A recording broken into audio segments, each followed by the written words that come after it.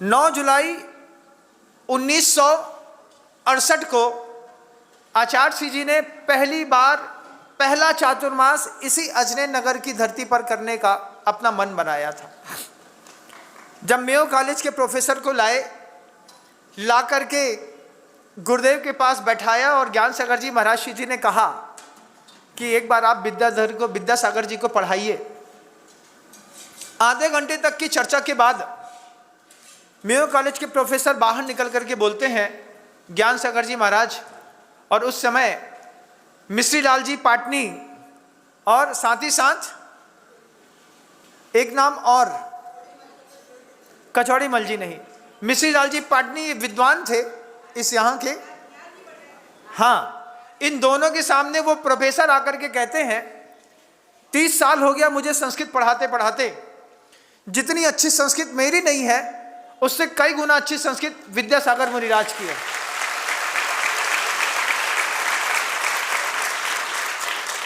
शारदा स्तुति लिख करके जब गुरुदेव ने पहली बार जनमानस के बीच में अपना पहला शारदा स्तुति लिखी तो लोग देखते रह गए।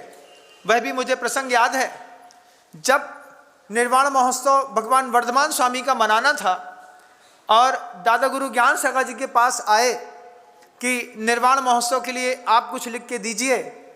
उन्होंने कहा कि मैं तो अब वृद्ध हो चला और युवा मुनि हैं विद्यासागर जी, उनसे बोलिए वो कुछ लिखेंगे। तो पहली बार दादा गुरु ज्ञान सागर जी महाराज जी के संकेत पर गुरुदेव ने यहीं पर शारदा स्तुति लिखी थी। गुरुदेव बार बार हम सबसे कहते हैं, मैं आप सबसे कहता हूं अपने गुरु की बात, कि हम सब जन्म के महापुरुष हो सकते हैं, कुछ लोग इसमें से कर्म के महापुरुष हो सकते हैं, कुछ लोग ही होंगे उसमें से धर्म के महापुरुष हो सकते हैं, लेकिन जीवन तो मन के महापुरुष से चलता है। जो मन से महापुरुष हो, दूसरों की स्त्री को अपनी माँ बहन और बेटी के रूप में जिसकी धारणाएं प्रबल हो जाती हैं, वे मन के महापुरुष। साथ में रहने पर सीखने मिलता है। जब आप अच्छे गुरु के साथ रहते हैं तब वो आपकी धीरे धीरे धीरे धीरे धारणाएं बदलते हैं। अच्छे गुरु के साथ रहना, सुपर माइंड क्लब में अपने आप को ज्वाइन करना है। आचार्य श्री जी ने हम लोग को एक उदाहरण दिया। गुरुवर की अपनी समझाने की बड़ी जबरदस्त शैली थी। उन्होंने कहा, आप लोग ने तो मोबाइल चलाया नहीं होगा। तो हम लोगों ने कहा, हाँ आचार्य जी, हम लोगों ने जब व्रत लिया तब तक हम लोग के पास मोबाइल नहीं आया था। उस समय मोटोरोला का मोबाइल चलता था स्टार्टिंग में, जब सन 2000 की बात कर रहा हूँ मैं, 2001 की। उस वक्त 13 रुपये इनकमिंग कॉल के लगते थे, 9 रुपये आउटगोइंग के लगते थे। तो सिर्फ उसमें देखते थे, मोटोरोला के मोबाइल में नोकिया का 3310 चलता था। इसकी ब्लैक एंड वाइट स्क्रीन होती थी और फेंक करके किसी को मारो तो सिर फूट जाए और वो 3 टुकड़े हो जाए, उसको वापस जोड़ो तो फिर चालू हो जाए। वो 3310 का मोबाइल था। जमाना तो आज बहुत आगे निकल गया। अब तो ऐसे ऐसे मोबाइल आने वाले हैं कि चिप दिमाग में एक छोटा सा ऑपरेशन करके थोड़ी सी सर्जरी से यहाँ डाल दो, वहीं के वहीं कमाल हो जाए। अभी हुआ, मैं प्रवचनों में गुरुदेव गुरुदेव कह रहा था, एक का मोबाइल माइक के पास रखा था, उसने हमारी आवाज़ पकड़ ली और गुरुदेव के नाम से किसी का नंबर फीड था, उसको फ़ोन लग गया अपने आप।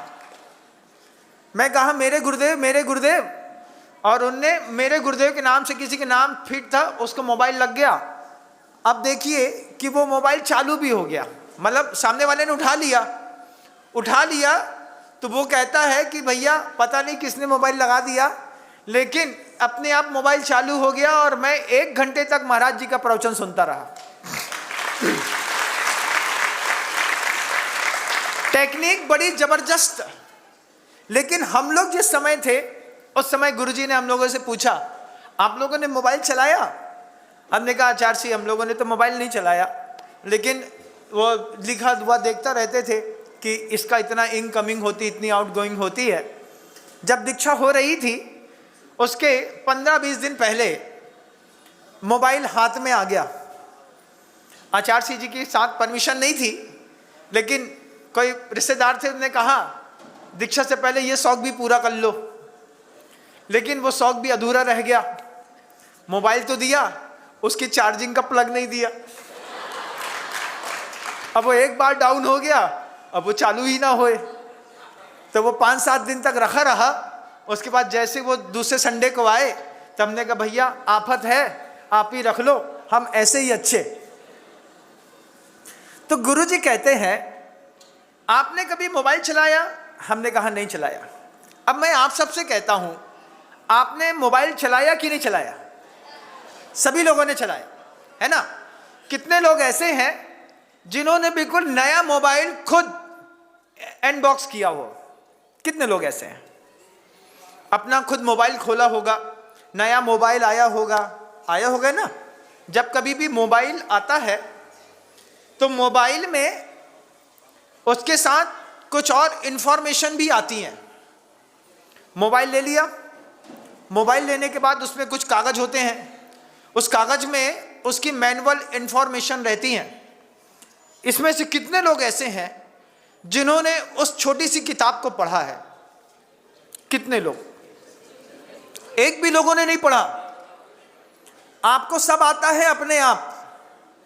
आपने 50,000 का मोबाइल खरीदा, आपने एप्पल का मोबाइल खरीदा, मोबाइल खरीदने के बाद आपने उसको डब्बा खोला, डब्बा खोलने पर उसमें मोबाइल के साथ कुछ इंफॉर्मेशंस की बुक्स भी निकलती हैं, और इंफॉर्मेशन वाली बुक मैनुअल जो होती हैं, इसको कैसे चलाया जाता है, कैसे ऑपरेट किया जाता है, उसको जीवन में आपने कभी नहीं पढ़ा होगा।